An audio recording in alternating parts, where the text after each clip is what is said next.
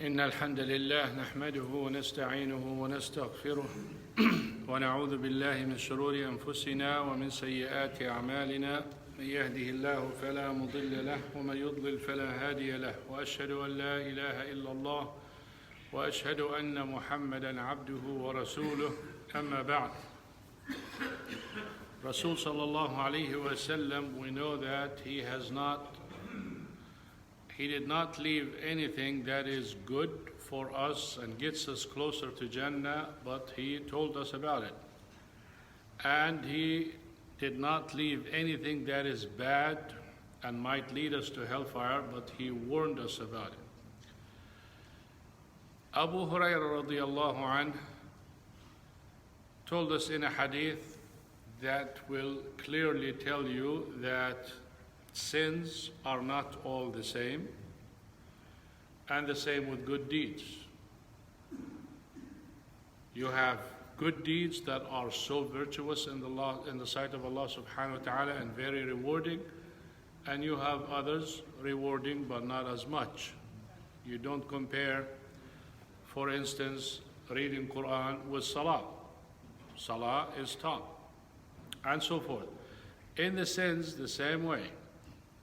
This hadith, he says, Abu Hurairah radiyallahu anhu, that the Prophet sallallahu alayhi wa sallam said, "Ijtanibu as-sab' al-mubiqat." Stay away from 7 destructive sins. 7 sins that will destroy you, will put you in hellfire. Which tells you ijtanibu. What does ijtanibu means? It's a form of prohibition, and the strongest form of prohibition. Even though those who speak Arabic would take it lightly, it's like when you say, stay away from this. It's like, no big deal, but don't touch it or don't mess with it. But here it means it is so bad, don't get near it. So when you talk about, for instance, zina, Allah subhanahu wa ta'ala told us that it is such a horrible thing. So Allah subhanahu wa ta'ala cuts anything that leads to it. Even looking, you should not. Touching, you should not. Listening, you should not. So this is don't get near it. Allah subhanahu wa ta'ala told us about other sins. Here we're going to see 7 of them, inshallah. Number 1, shirk. Shirk. Don't get near shirk. How do you get near shirk? What is shirk? Shirk is to associate partners with Allah subhanahu wa ta'ala, or direct your worship to someone different than Allah subhanahu wa ta'ala, or with Allah subhanahu wa ta'ala. So shirk, major and minor. The major shirk is to worship something different than Allah subhanahu wa ta'ala. Direct your slaughter to a dead person or to a grave. Make your ibadah for anyone besides Allah subhanahu wa ta'ala. That is shirk. This is completely destructive, that takes you out of the folds of Islam. You have minor shirk, show off. You pray or you give charity just to show people, to impress people, to let people know that I'm a righteous person or I'm a generous person, whatever. This is destructive sin, but doesn't take you out of the folds of Islam. So this is number 1. Stay away from major and minor shirk. The second one, sihr. Sihr, magic. Magic is so destructive because when you talk about magic, you're talking about jinn, evil jinn. It could be kafir, it could be disobedient jinn. Human seeks their help. Naturally, they see us and we don't see them. Naturally, they know about us more than we know about them because they see us. And at the same time, they have more power than us. So human being seeks their help. And the only way to seek their help, if you listen to what they want. And normally they want you to do a horrible sin. The worse the sin, the more qualified jinn you would have with you, helping you. Not helping you, I mean, basically misguiding you. So shirk, sihr, they can help you, not help you, they can help you in doing evil. They will make you, or they will give you what you need, either by making the person you want to harm imagine things, not real, to scare the person. And it can be by action you do. You make knots and you blow in it. That's why you say in Mu'awwidat, وَمِن شَرِّ النَّفَّاثَاتِ فِي الْعُقَدِ. And from the evil that those people who deal with sihr, they blow in the knots. They make something and they make a knot, they tie a knot and they blow in it, and they say magic things, and that does a lot of harm to the people. So sihr harms people all the way, and it is dealt through jinn. And the person who does sihr is making a major sin. It could lead to kufr completely, believing. And that's why the Prophet ﷺ said, if you see a magician and you believe him or not, you ask him, your salah is not accepted 40 days. And if your salah is not accepted 40 days, if you miss a salah without a reason, you have a place waiting for you in hellfire called Wail. Imagine 40 days, no credit whatsoever for your salah. You know how sometimes people say jokingly, let's check him out, let's see what he says. You go in there to really make fun of them about what they say. So why Allah subhanahu wa ta'ala doesn't want us to get near that? Because you don't know what they're going to do. You don't know if you're going to stay that way. You don't know if they say something. That's why even horoscopes, you don't read it. Even those, what do you call those, the Chinese cookies, that fortune cookies. I know you take it and you say something, but believe me, if you read something like, of course, they're not going to put, that's another reason. They never put anything bad for you. But imagine if you open one that says you're going to have an accident. And you'll be going, they put all this, and you exit from that, and boom, you had an accident. You mean to tell me you're not going to think about what you read? You will.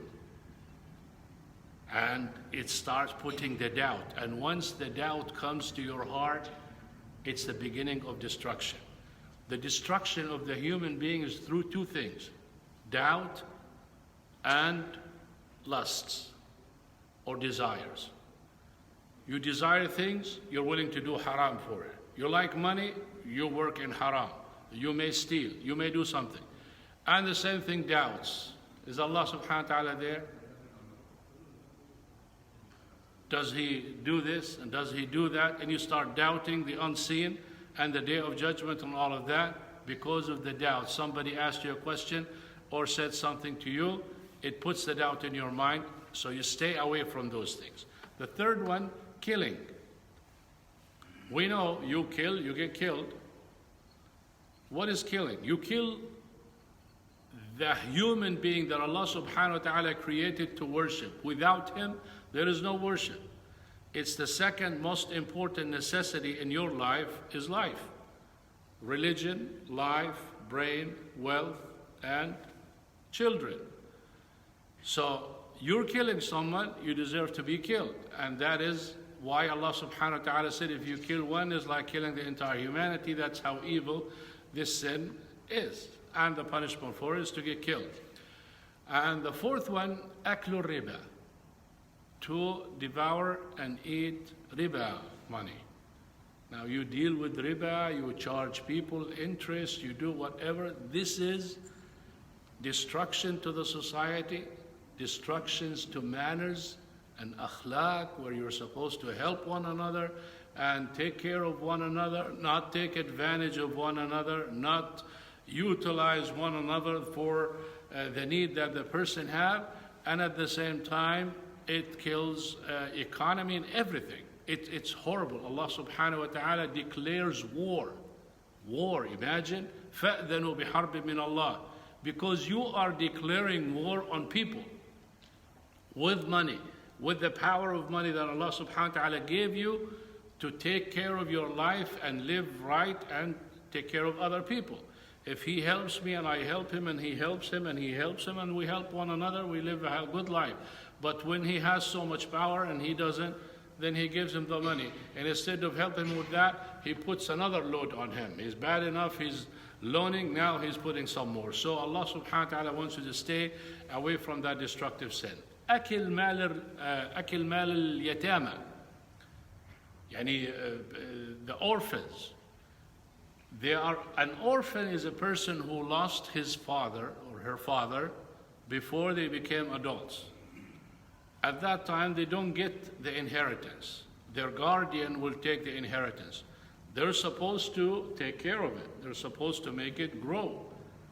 They're supposed to not take anything from it unless they are taking care of them just enough for the needs. So if you devour that simply because the person is young and doesn't know, this is a huge warning. Allah subhanahu wa ta'ala said in Surah An-Nisa, إن الذين يأكلون أموال اليتامى ظلما إنما يأكلون في بطونهم نارا وسيصلون سعيرا. They're eating fire in their stomach, or they're putting fire in their stomach, and they will be burned in the hellfire. And then التولي يوم الزحف, in a case or a time of war, you turn your back and you run the other direction. If you don't have a plan, meaning that you are doing that, faking something or taking a better stand, then Allah subhanahu wa ta'ala warned with hellfire. With تولي يوم الزحف. Allah subhanahu wa ta'ala said in Surah Al-Anfal something in particular, إلا متحرفا لقتال أو متحيزا إلى فئة فقد باء بغضب من الله ومأواه النار جهنم وبئس المصير. So you have curse from Allah subhanahu wa ta'ala, you go to hellfire, and what a horrible abode for doing that. Why? Because you are defending your religion here. Religion is top priority, which means you can lose your life for that defense. So any of those importance, religion, life, brain, money, and children, which we call the 5 necessities, are so important. And the final one, قذف المحصنات الغافلات المؤمنات. قذف, you know what قذف is? It is slander. It is slandering chaste women. And some people think that it's limited to women. It's not limited to women. It's men and women. But usually people slander or tend to slander women a lot more than men. What's the punishment for opening your mouth or carrying the word of mouth to some other person? 80 lashes. 80 lashes. What is zina? 100 lashes. Almost similar to zina. If you call someone, accuse someone with zina, this is what you deserve. Almost as much as committing zina. Why? Because to stay away from that sin, to not ever publicize that sin, because if the sin is publicized, it is belittled and it will become common amongst people. That's why Allah subhanahu wa ta'ala made it so stringent to confirm the fact that the person committed zina. You have to have 4 witnesses. 4 witnesses. If you see something like that, 3 or 4 people see it, and at the time when they go to the judge, one person changes his mind, you know what happens? The other 3 get lashed 80 times. This is how serious that is. So the hadith basically tells you stay away. Stay away from 7 destructive sins. meaning don't get near it. Don't say I can handle it. Similar to Dajjal. If you see him over there, take a different direction. Don't say I want to check it out, I want to see it, I'm tough, I'm strong, I believe, I'm not that naive. Don't do that. Same thing with those. Keep away from 7 sins. What are they?